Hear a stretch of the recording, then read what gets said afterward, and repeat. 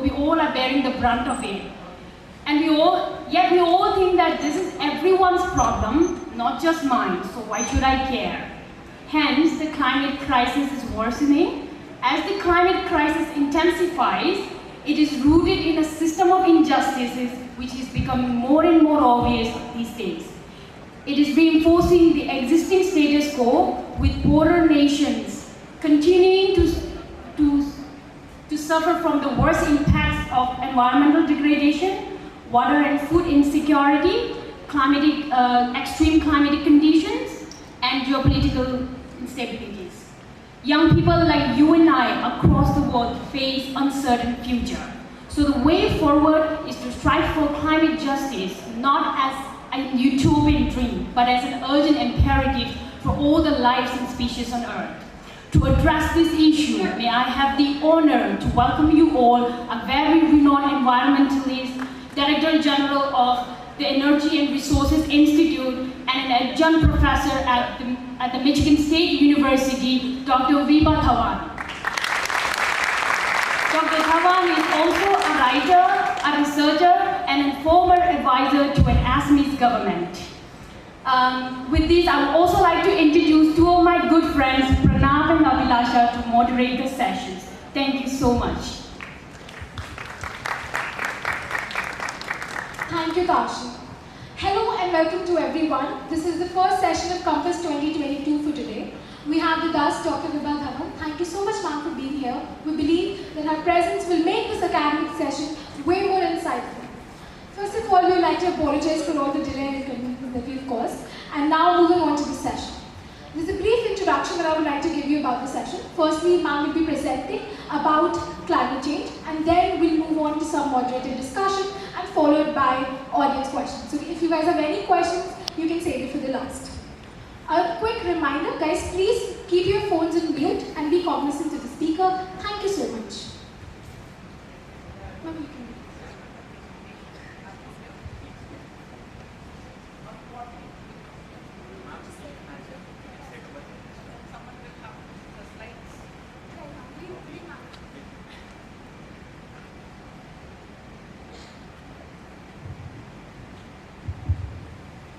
So very good morning to all of you, and it's such a pleasure to be back, I should say, in Hindu College. I graduated way back in 1991, and I was student in botany department over here. And of course it has been a long journey for me also, like moving from botany to molecular biology, because in our time there was no word as biotechnology. And then I moved to biotechnology, and then into biofuels, and then in the entire energy sector as a whole. And I'll just share with you that about 2 decades ago, when in TERI we started working on climate change and issues related to it, I actually used to have fights with then Director General Dr. R.K. Pachari. And I'll say our bigger problem is food, not climate change. So why are we investing all our energies on climate change? Little knowing that climate change will actually have impact on everything that we do. It's on air we breathe, it's on agriculture, it's on floods, and unfortunately it's poorest of the poor who suffers the most. So what I would like to do today is basically give you an idea that how this science of climate change has matured over years, and also the urgency that if we don't take action today, perhaps it's going to be too late. We talk of the pandemic last year. I'll say it's very bad. It's very bad, and it has perhaps impacted each one of us in some way or the other. Many of us, we have lost our jobs, our livelihood opportunities, simple things like if you had property, you are not able to put it on rent anymore. Someone has lost their near and dear ones. Someone had suffered, recovered, but then there is overall damage to your lungs, and which is making life little difficult.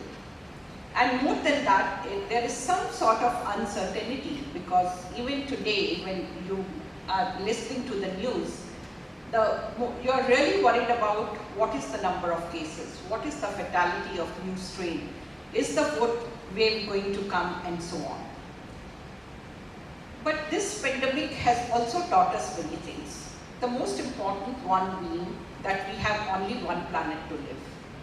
We have to live on this very planet, and what is happening in any part of the globe, whether it is Ukraine today, whether it was China where this strain originated, it's going to have impact on each one of us. The strain originates somewhere else and mutant in no time reaches your country as well. One state to the other, whatever you do, it's going to spread. But I think for most of you, you have seen the clean sky only during the time of the pandemic. You know what clean air means. And you have also realized how little our needs are. Because the kind of wardrobes each one of us have today, we don't need it. The kind of lifestyles we are maintaining in terms of going out, yes, spending is good, but to what an extent? What is the carbon footprint each one of us is leaving? It is each one of us who is responsible for the climate change. We simply can't say that it's the industrialized countries. We can't say it is our country. It is perhaps each one of us. We want air conditioning on all the time, the comforts. Public transport, maybe it is crowded, but we don't mind going to a mall which is overcrowded, but we are worried about using a metro, saying that we are afraid of COVID and therefore we want to take our own car. So that is what is happening today. We want a clean environment, but we don't want to be a stakeholder in ensuring that we have a clean planet. So I'll just start with the presentation. Can I have the first slide? So it's basically to say that time is very short. And if we look at the history of the climate change phenomenon, how when it was identified, time is short, I won't go, you can actually look into it, next one. And greenhouse gas effects, it was first studied way back in 1896. But the kind of attention it starts gaining, next one, was from the Stockholm conference in 1972. And we are just completing 50 years. So that's the time that we started talking about climate change. And of course, thereafter it has picked up momentum, and it was more of Intergovernmental Panel on Climate Change also established, next one. And then is COP meetings, and we just completed COP26, which was held in Glasgow, and our Prime Minister has made, I should say, very ambitious targets, which are that by 2030, 50% of energy needs will be met from renewable energy. That is solar, hydro, wind, and biofuels. So 50%, that's a huge target. And we are still in the developing phase, India as a country. A lot of development has to take place. So the promise is by 2070, we will be net zero. So what does that mean? That whatever emissions industries will be doing, we will be ensuring that those emissions are absorbed or taken care by some other methods. So first of all, that put a huge, I should say, a target to the industry as well. Most of the industries, even today, they want to go net zero. Terry has done a study for Shell that how can they be net zero by 2050. And what does that mean? You must have heard this word, read in the newspaper and others. See, every process, like even if you take this glass bottle, you can say, there's nothing wrong in it, but the manufacturing of plastic, the transportation of this glass bottle, this water bottle to you, has resulted in some carbon emissions. When you drive the car, there is CO2 emission. When you make plastic, there is CO2 emission. So how do we ensure that all this process become net zero? So the process, first of all, it has to be as clean as possible. And what I mean by that is that when you're making the bottle, all your energy needs are coming from renewable sources. Thereafter, when you're running the car, it can or bringing it, the transportation is done by an electric vehicle. And that electricity is not generated by coal, but that electricity is generated by solar. So that the entire energy process is more or less zero. But it can't be 100% zero. So then you have other mechanisms, what you call as carbon capture. Some of you perhaps are science students, and therefore you know the biomass. That is the biggest capturing for CO2. All your trees, the biomass over there. So there is also something called carbon credits. So what means, it may look funny, like it is that the industrialized countries, what they are saying to countries like ours, adopt cleaner methods. Maybe we will pay you something, but if you say that for cooking a meal in a rural kitchen from direct firewood burning emits so many GHGs, versus if you give them a cleaner option, then those many credits you give it to us and we'll buy these credits for this amount of money. So that in a way shows that we are living in a global village. Because what is being produced in the United States, they are saying that you are taking care of that CO2 emissions and therefore we will give you money. That is a win-win option for countries like ours, which still have to go a long way in terms of development. And over there, it is that you earn those credits to build your infrastructure, which is far cleaner. Why it is important for countries like us? It's largely because we still have to develop. In terms of even infrastructure, we are not even 50% of what the final India will be. And therefore, we have to be very conscious. We can actually, I'll say, maybe 30 years from now, India will be a role model, because for other countries, they can't break everything and build again. But we have a chance to build 50% of the infrastructure, and therefore we will say, look, in India, things are done like this. I think I'll skip the slides because we don't have that kind of time. So I'll just talk to you in general about climate change and the impacts of climate change. And I'll come back to it, that what I started with, that in early 90s, we started talking about climate change. But even, I'll say, it was difficult to convince people. There was one study where we said that, where we said that glaciers will melt. And it was said that it's a nonsense kind of a study, like where are the proofs and all that. But what are we witnessing today? What we have seen last year in Uttarakashi, the entire glacier, it has broken, and once it has fallen in the river, it has caused destruction all around. Why glaciers are important? And maybe initially someone will say, then what if glaciers will melt? They are the source of water during summer season. So if they don't exist, there is going to be water shortage. We talk about glaciers and the rivers which go to Pakistan. So in years to come, if there will be less of water, perhaps we are going to even have fights over water. And they'll say perhaps India is stopping water and not letting it come to our country. But actually it is less water coming from the glacier. What is happening around? Cloud burst. If we go back, I'll say in first 50 years of my life, there were just a couple of cloud bursts. Now it is a couple of cloud bursts in a year.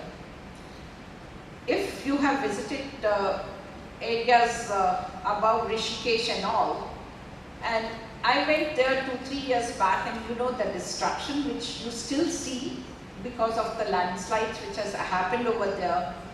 It will be something like someone does the sin and someone else suffer.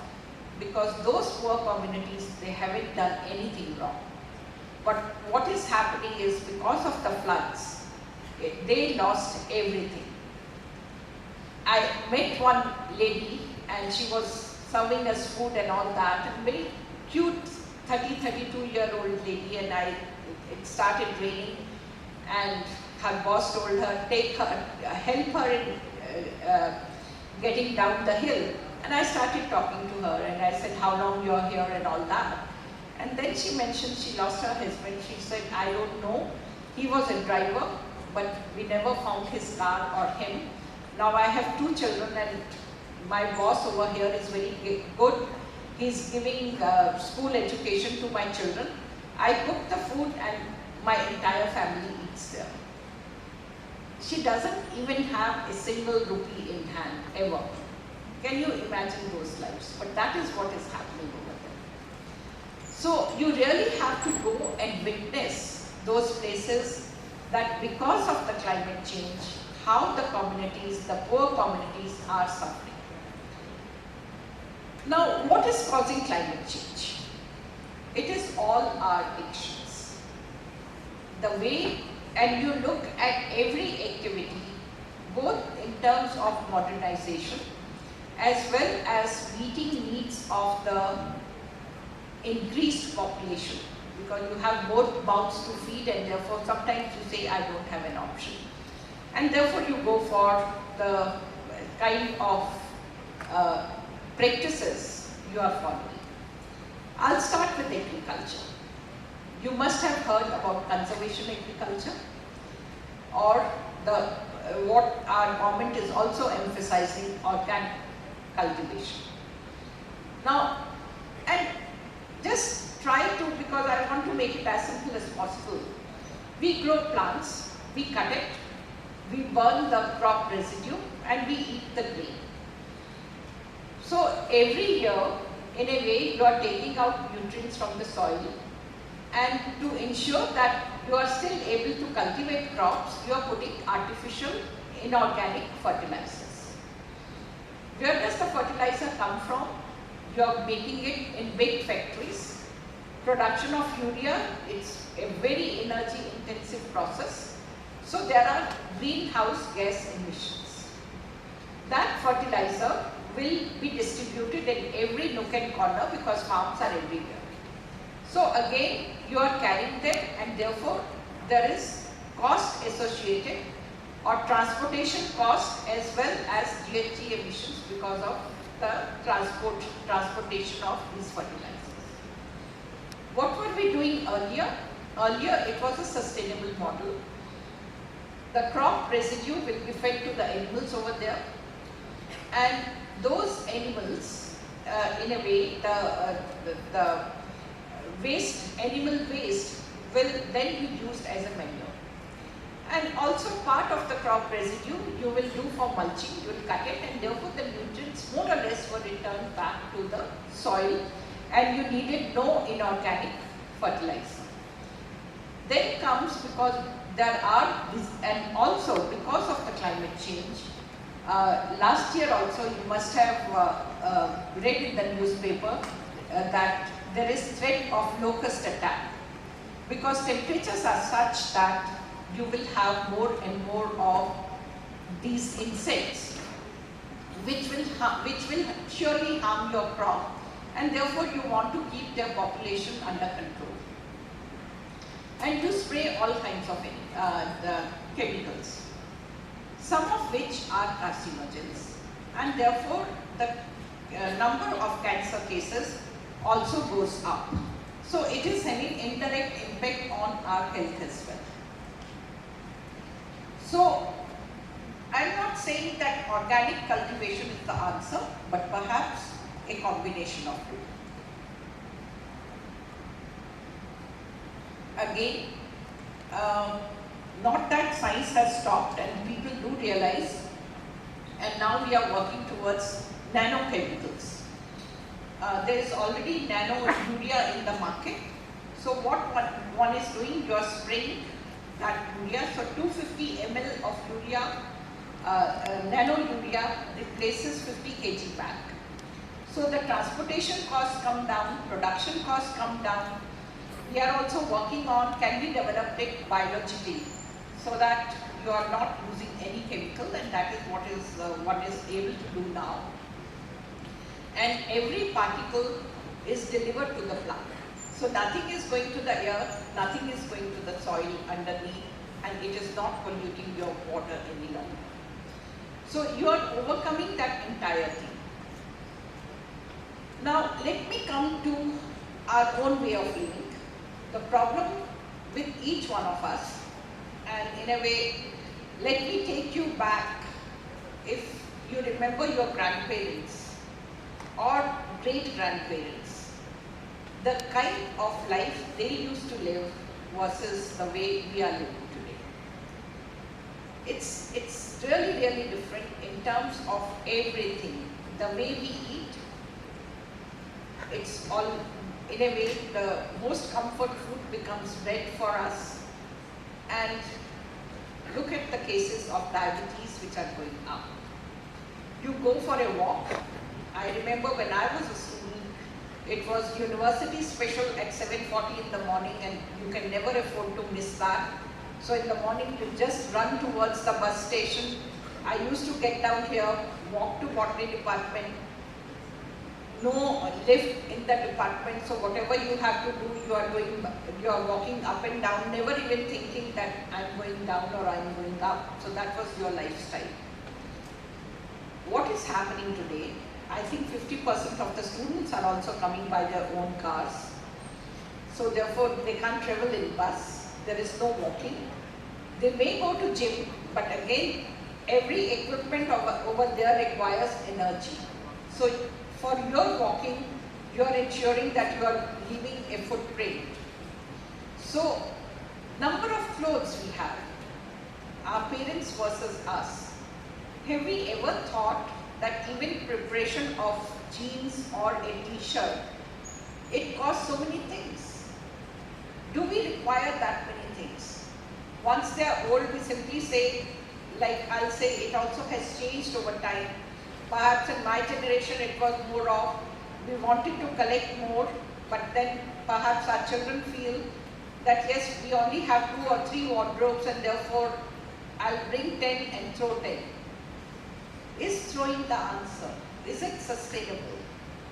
The answer to that again is no.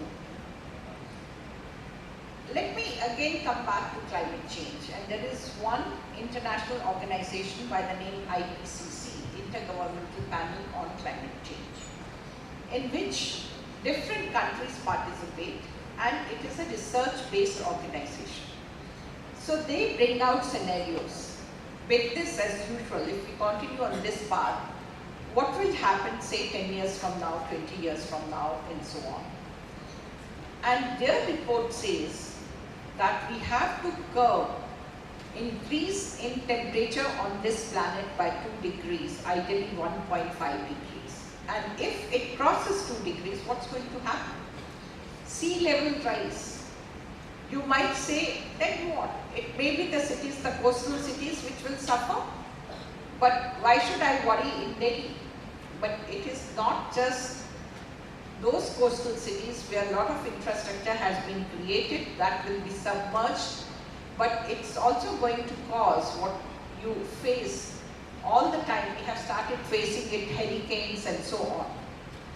And that is going to cause mass destruction. Blue economy, it has become such a big subject today, and we are always worried because the kind of plastic which we are using, even in detergents, because all these good detergents which are available in the market today, there are very small particles in that which ultimately goes to water. And through those water bodies, because the fish will feed on it, the plastic litter which is in the marine environment, the fish will feed on it, and if we eat that fish, it's going to come to us. And therefore, it's going to get accumulated in our body, and therefore, it's going to have negative impact on our health as well. So, therefore, all this materialistic way of living is going to damage us in the long run. And of course, increase in temperature. In Delhi also, we are facing right now that temperatures are very high. These temperatures were never witnessed in the month of April. We are saying it's May, June kind of temperatures. And it is going to have impact on all the crops. See, the crops also have a sort of, they grow in harmony with the nature. So if the temperature becomes too high early, the wheat grain will get shriveled. And therefore, it's not just the yield, it's also the taste, it is the composition, it is how well you will be able to digest it and so on. So there are going to be other issues associated with it as well. So what I want to say is climate change is something that is going to impact all of us and more the poorest of the poor. So it is time, it is still we have time to change our lifestyles. One is not saying that go back to what we were living or Stone Age. What one is saying, look for sustainable options which do exist for each and everything which we are doing to make you survive. Because people say, protect our planet. Planet will survive very well without us. It is, we want to remain inhabitants of this planet, and for our own survival, it is essential that we take necessary precautions to conserve nature and adopt sustainable way of living. So with this, I'd like to thank each one of you and open to any questions or whatever way it has What introspect in our lifestyle. It's, I think, impossible to live in Delhi and not talk about pollution when you're discussing climate change. You talked very beautifully about sustainable lifestyle and how our grandparents' life was so different from us. In 2019, Terry produced a paper that talked about how if bicycles substituted 2 or 4 wheelers, then India can have like annual benefit of 1.8 trillion rupees, right? But because of the absence of cycling ecosystem, we are unable to make it as a preferred mobility solution for all sections of the society. So what do you think that the government can do to promote cycling infrastructure and cycling ecosystem among people? Yeah, you are referring to 2019 study, and it was more on bicycle. And many countries, they have made separate rules for bicycles. And I'll say that country as a whole has also taken steps, because when we were discussing about metros, one of the major objections to adoption of metro was that there is no last mile connectivity. But it's a good initiative that on all the metro stations, bicycles have been put, and you can just take it and use it and leave it wherever you have to go. So that's a good initiative. So that is what government has done, but I'll say they have to do much more. Shared taxis was one attempt, because metros also can't be everywhere. But more than anything else, I'll say it is us who will have to make this change. I have seen, like, okay, there is comfort that if I'm driving myself, there is comfort that I can go on the time when I want to go and come back accordingly. But if we all start taxing that if you are alone in the car, you have to pay tax, you have to pay for 3 other people. So those are the kind of bias we have to see what is happening elsewhere and then adopt them here.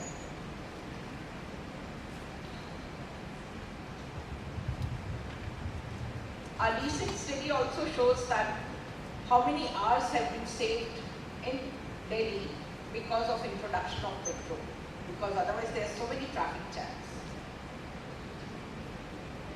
Thank you, ma'am. And yes, Terry has been doing a phenomenal work in getting research-based, evidence-based policies, which is going to be our future. Ma'am, we must always remain optimistic about a greener, a cleaner, and a brighter future. What brings you hope in future generation and their commitment towards environment protection and sustainability? Yeah, well, that's a very, I should say I'm also confused. Sometimes when I talk to your generation, I feel you are far more responsible than us. And in fact, after the pandemic, I was talking to young kids, and the question asked to me was, marriages can happen with 50 people. Why we used to have big fat weddings in the past? And in a way, I never knew what to answer. And therefore I said, well, that's a way that you meet everyone. Next question asked was, why 4 parties then? Why can't we do one if objective is to meet people? So, couldn't answer.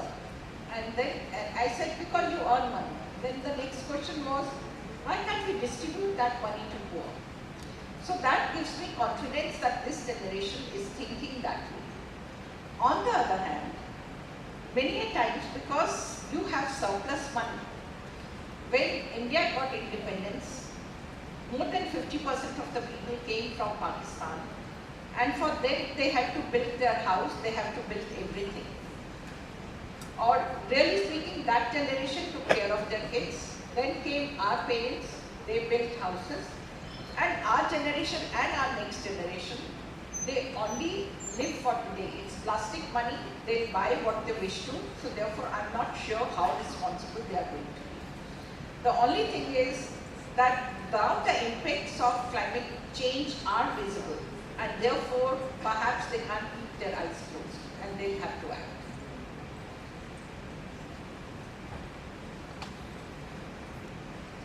Yes, ma'am, that's true. And Delhi has been generating interest among youngsters regarding climate change. Ma'am, you have been an educator and academician. Ma'am, do you believe that our systems and our curriculum are empathetic towards environmental causes and they infuse sustainability among students, the concept of sustainability among the students?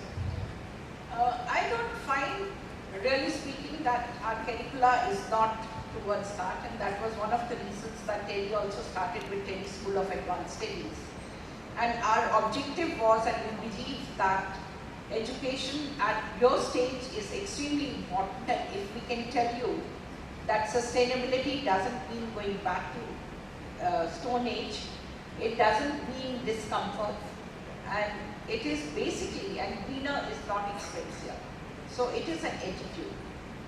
So therefore, I personally feel that much can be done, and UGC is also moving in that direction. They are going to make a not mandatory course, what is it called? So there is going to be a course on environment which every student will have to take at undergrad level. So I suppose we are carefully drafting that, so I'm sure that will take care of educating young minds. Right, thank you so much, ma'am. Now we move on to the audience questions. Actually, we're running short on time, so we'll take one audience question. Anybody has any question? Right. There is Seema.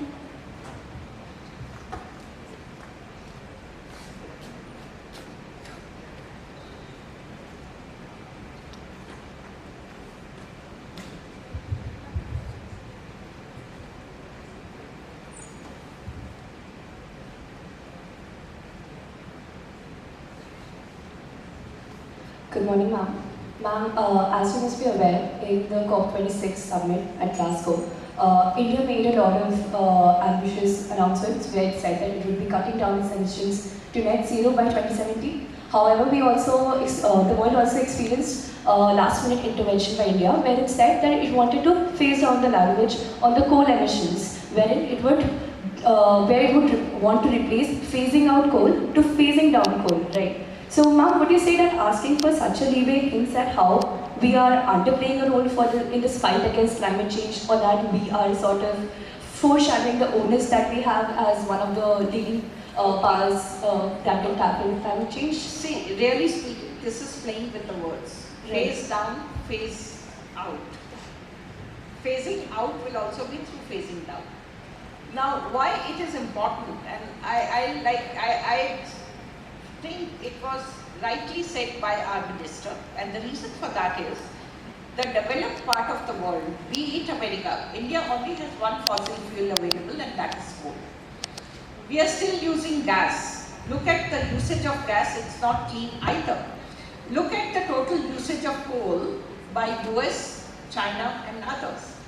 So if they have already used it, we don't have anything else. Therefore, for the development of the country as well, we must use the fossil fuel which is available with us. And what we are saying is that phase down, we are gradually going to replace. And also look at coal. It is not just a fossil fuel. The kind of livelihood opportunities it provides to people, we actually can't afford. And therefore we have been very frank in communicating to the global community, it is phasing down. So we have to use coal for a few more years. Right. Thank you so much, ma'am, for that discussion. I think we had like a very insightful session, and this made all introspect about how climate change is affecting our lives. And I think going back from this session, we'll actually think about our sustainable lifestyle. Thank you so much, ma'am, for being